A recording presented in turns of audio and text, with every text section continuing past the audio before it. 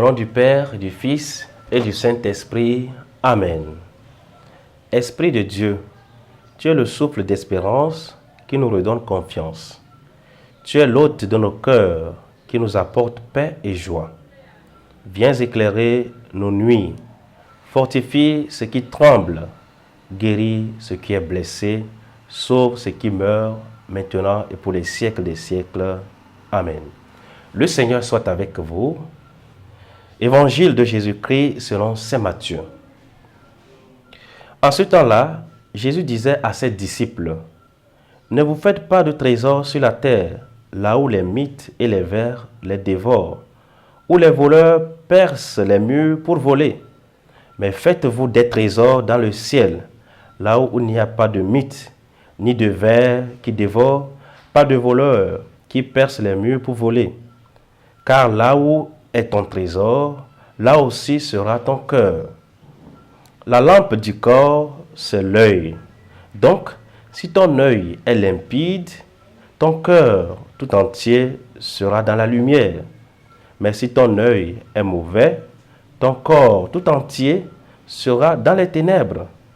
Si donc la lumière qui est en toi est ténèbres, comme elles seront grandes, les ténèbres. Acclamons la parole de Dieu.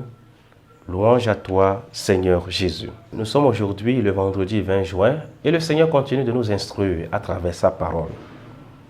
Aujourd'hui, il nous invite à mettre nos trésors là où se trouve notre cœur, au ciel, à rechercher l'essentiel, des trésors à conserver pour le ciel. Il est bien connu que les choses matérielles sont très insaisissables et périssables. Un tremblement de terre, par exemple, peut faire écrouler de nombreux bâtiments, de même que certaines explosions, contrôlées ou non. Une crise bancaire peut conduire de nombreuses familles à la ruine absolue. La force d'un tsunami peut faire des dizaines de victimes et laisser de multiples dégâts. Nous-mêmes, en ce qui concerne le corps, nous avons une date de péremption. Même si nous ne savons pas quand elle s'achèvera. Facilement, nous pouvons tomber malades, nous pouvons perdre un de nos membres.